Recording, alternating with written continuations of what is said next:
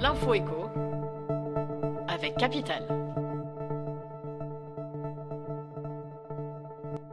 Le chiffre du jour, 1,4 million d'euros, ce qui correspond, d'après le Figaro, à la somme récoltée par Valérie Pécresse grâce à l'appel aux dons que la candidate des Républicains a lancé après la débâcle du premier tour de l'élection présidentielle. Ayant obtenu 4,78% des voix, un score en dessous du seuil de 5% nécessaire pour se voir rembourser les frais de campagne, ses problèmes politiques sont rapidement devenus financiers. 7 millions d'euros doivent être remboursés. Et selon BFM TV, 2 millions concernent un prêt du parti pour la campagne, et 5 autres millions ont été empruntés par la présidente de la région Île-de-France qui avait avoué s'être endettée personnellement. Christian Jacob, le président de LR, avait emboîté le pas en appelant à la solidarité et à la générosité des militants en leur envoyant un courrier. L'appel aux dons devrait se poursuivre jusqu'au 15 mai.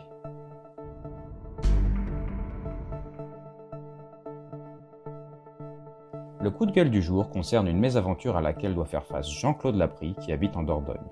France 3 Région relate que depuis le mois de mars, ce retraité ne touche plus sa pension car elle est officiellement déclarée mort. Un décès qui, en plus de lui coûter sa pension de retraite, l'empêche d'avoir une couverture sociale. Sa carte bleue ne fonctionne plus. C'est en faisant les comptes que sa femme, Bernadette, s'est rendue compte que la somme n'avait pas été versée début avril. Finalement, elle a trouvé la raison de cet invraisemblable imbroglio. Un homonyme est décédé en Gironde au mois de mars. Elle s'est empressée d'envoyer un courrier recommandé à toutes les instances concernées. Si la CPAM s'est excusée, que la CARSAT, sa caisse de retraite, a reconnu une erreur, le couple n'avait toujours reçu aucun virement au 15 avril.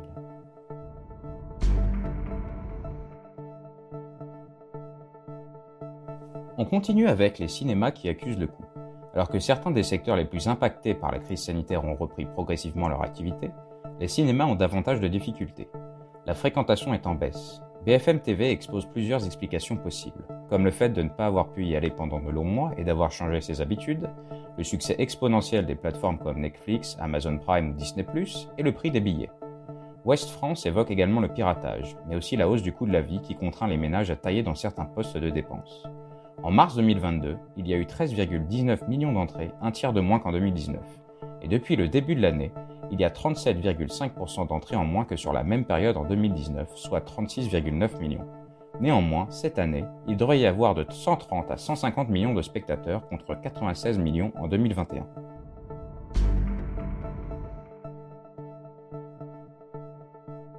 Et on termine par ces 4000 habitants du Jura qui sont privés d'eau potable depuis janvier. Il leur est totalement proscrit de boire de l'eau du robinet ou de cuisiner avec, détaille France Bleu. En cause, une alerte très sérieuse émise par l'Agence régionale de santé par rapport à la présence à un niveau élevé de métachlore, un pesticide utilisé par les agriculteurs. Au total, 15 villages sont concernés. La mairie de Montmirail-le-Château a débloqué 4 000 € pour pouvoir donner 1,5 litre d'eau par jour à chaque habitant qui le souhaite. Mais toutes les localités n'ont pas emboîté le pas, ce qui oblige les habitants à se réorganiser. L'entraide est nécessaire pour permettre d'acheminer de l'eau aux personnes âgées ou à mobilité réduite. Certains habitants sont contraints de se rendre dans des zones environnantes pour trouver de l'eau et ensuite la ramener chez eux, dans des jerrycans ou des bidons. C'était l'info écho avec Capital.